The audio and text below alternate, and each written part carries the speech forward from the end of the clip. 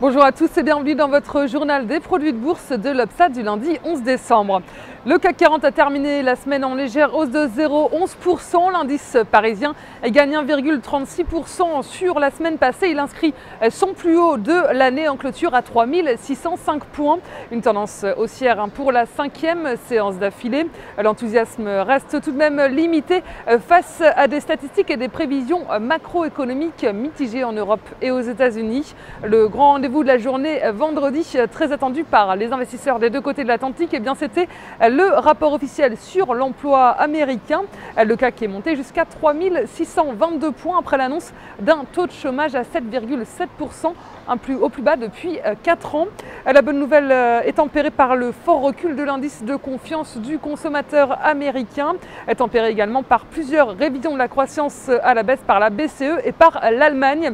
Au chapitre des entreprises, Alcatel-Lucent terminé bon perdant du CAC à moins 2,94%. L'équipementier télécom quittera d'ailleurs l'indice parisien le 24 décembre. Il sera remplacé par le fabricant de cartes à puce Gemalto. L'électricien GDF Suez perdait encore 0,49% après un abaissement de ses résultats sur 2013 et 2014. En revanche, Sanofi grappille 0,66% grâce à une bonne recommandation de Morgan Stanley. Et puis l'accalmie sur le marché de la dette la semaine dernière a profité au titre financier, notamment à Société Générale qui grimpe de 5,29% sur 5 jours. Clôture mitigée à Wall Street. Dow Jones et Nasdaq terminent quasiment à l'équilibre respectivement, plus 0,62 et moins 0,38%. La bourse de New York a salué les bons chiffres de l'emploi avec un taux de chômage américain qui est tombé à 7,7%, son plus bas niveau, on le rappelle, depuis 4 ans. Et si les chiffres de l'emploi rassurent, preuve selon les analystes de la poursuite du rétablissement économique, gare toutefois au trompe-l'œil. La question du mur budgétaire est bel et bien toujours la grande incertitude des marchés et faute d'accord d'ici la fin de l'année, le pays risque de s'infliger lui-même une cure d'austérité début janvier qui risque de faire plonger les États-Unis en récession. Et puis, si le marché de l'emploi s'améliore, eh bien, le moral, lui, chute. Wall Street était partagé vendredi entre les bons chiffres de l'emploi et une forte baisse de l'indice de confiance des consommateurs américains.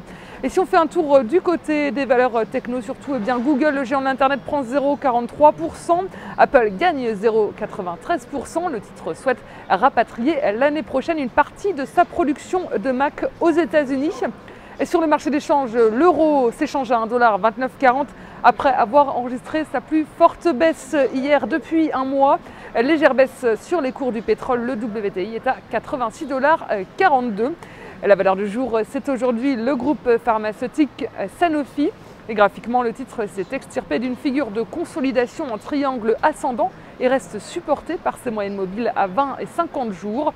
Tant que le support à 66,40 € est à 66,40 €, le biais est haussier vers 74 et 76 €. La stratégie qui vous est proposée pour jouer cette valeur, c'est l'achat du Warrant Call Sanofi à 2714 T d'Unicredit au prix d'exercice de 75 € et d'échéance au 1er mars 2013. Voilà, c'est tout pour aujourd'hui. Bonne journée et à demain.